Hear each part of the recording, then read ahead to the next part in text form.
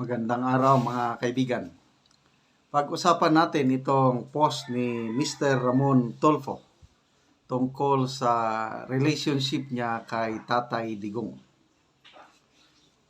Ito sa kanyang official Facebook page 2 hours ago. Title sa kanyang post is, "We are the best of friends." Malapit daw silang magkaibigan ni PRRD. Okay. So, basahin natin. "I always went to Davao City on weekends when he was mayor to shoot the breeze with him. He introduced me to his girlfriends, who included a then agriculture undersecretary, a governor of a province, a local TV newscaster, and a policewoman with a homely face." Grabe. "He would always fly all the way from Davao City to attend my birthday party. He would sit in a corner with his girlfriend in tow, preparing anonymity. He attended my 70th birthday, but this time he no longer sat in a corner as he already was the center of attention. I came to know him up close and personal when we went on a short vacation to Hong Kong and Macau, where he revealed he couldn't sleep without his security blanket. He would invite me to his favorite dining places, frequented by the hoi polloi, which endeared him to the masses. He said he was offered by then President Jammeh the posts of the Bureau of Customs, DILG, and DND, which he rejected. I was the one who urged him to run for president." Wow! Totoo ba ito? "In the early days of his campaign for the presidency, I collected a total of 65 million for him from my friends Ramon Ang and Paul Cuyeg King. And when he won, he offered me the DILG post, which I rejected outright. We agreed that I would act as his sentinel by exposing corruption and abuses in his administration. And then our plan for me to act as his eyes and ears fell apart. The nincompoops around him placed a wedge between us. Those around him obviously put blinders on him. Apparently, they only told him what he wanted to know, a curse of most leaders. The corruption and abuses I exposed in my newspaper column went unheeded.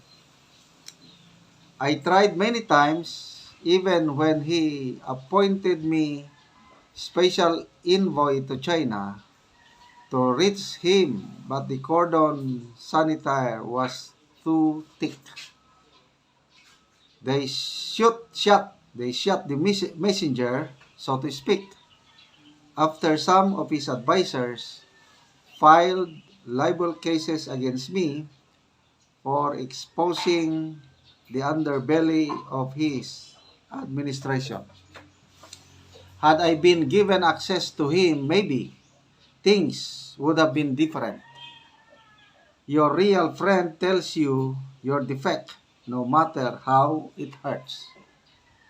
I grieve for my friend's present misfortune." Itong nakakulong na siya.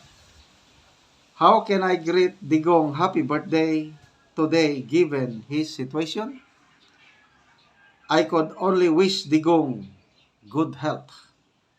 Given the remote chance to visit him, I would immediately fly to The Hague." Tapos mayroon siyang ipinost na litrato nilang dalawa, Ramon Tulfo and PRRD. So, I don't know kung anong masasabi nyo dito sa isiniwalat ni Mr. Ramon Tulfo na best of friends sila ni Digong. Wala akong no comment ako kung best of friends sila ba o hindi. Ang masabi ko lang is, nung una, pamilya Tulfo, alam ko, malapit kay Digong kasi ginawa ni PRRD na Tourism Undersecretary yung kapatid nilang babae. Teo ba yun? Basta. Kaya lang medyo nagka-problema kaya umalis din. Itong si Erwin Tulfo pa noon, media pa siya, dinedepensahan niya si Digong. Yan lang masasabi ko. Ano pa? Kaya lang, nung nagka-problema si BP Sara, yung chief of staff niya, si Attorney Zulaika Lopez, nako, mayroong post itong si, I don't know kung siya ba, yung Ramon Tulfo nag-post na, ano daw, may relasyon daw, yung romantic relationship, si BP Sara at itong si Attorney Zulaika Lopez. So, medyo umalma ako, parang, ano ba ito? Totoo ba ito? It's a big question mark on me, yung siniwalat niya na may romantic relationship si BP Sara at saka si Attorney Zulaika Lopez. Kung kayo, anong masasabi nyo? Totoo ba na mag-best friend sila? Nagbasa tayo sa mga comments. RG Marino, no vote for Tulfo brothers. Manofiel, ba't kayo nasa panig ng ngagba? Kaplastikan kasi kitang-kitang ebidensya na hindi lang dito minahal si Tatay Digong kundi sa buong mundo. Kaye, sabi niya, plastic, ang plastic. Janice Dogil Subang, plastic kayo ning Tulfoha. Matandaan ko pa. Nung malapit nang mag-resign o malis si Attorney Vic Rodriguez as Executive Secretary, may mga sinulat din itong si Ramon Tulfo na yun na nga, yung mga akusasyon. Marami daw bank account si Attorney Vic Rodriguez. Hanggang ngayon, wala naman silang napatunayan. So, kayo nang humusga kung talaga bang best of friends si Tatay Digong at saka si Ramon Tulfo.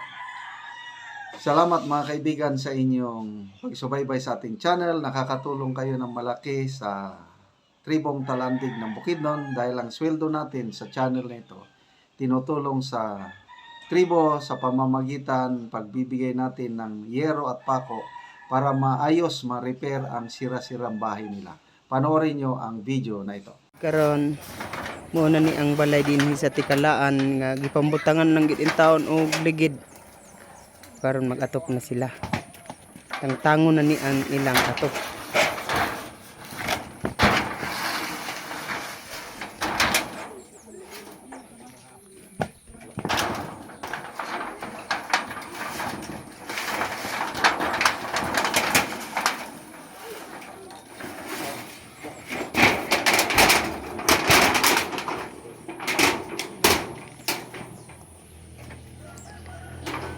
Muna ni ang forma sa natagaan na mugero nga ilang balay.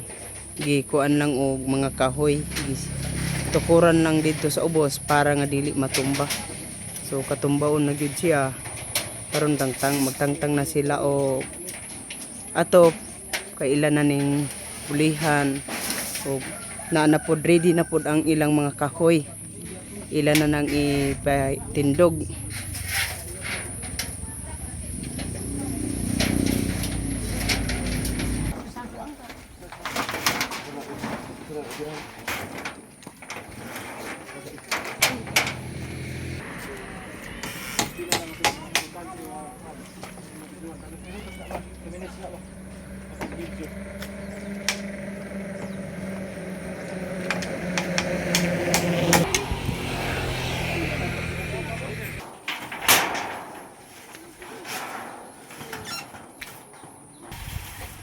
Ay, luwag.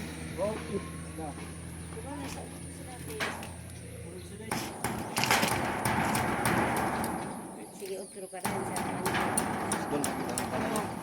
diya ka na, baling ka na sa dayon. Ibabaw ni mo. Yan. O karon ante unsa ang imong maistorya nga karon bago nang inyong atop oh? Salamat kayo sa Ginoo nga gihatagan mi niya og grasya nga nakaatop jud mi. Oo. Og salamat sa gatan-aw sa amo sa gabidyo. Oo. Og salamat sad sa sa uban nga hatag kanamo sa Ginoo gyud nga karon nga nakaatop na kami og salamat sad sa nga manghinaot pa mga mata mauban pa mga naapay ga kinahanglan nga amo mga kauban nga napay maayong hinabangan.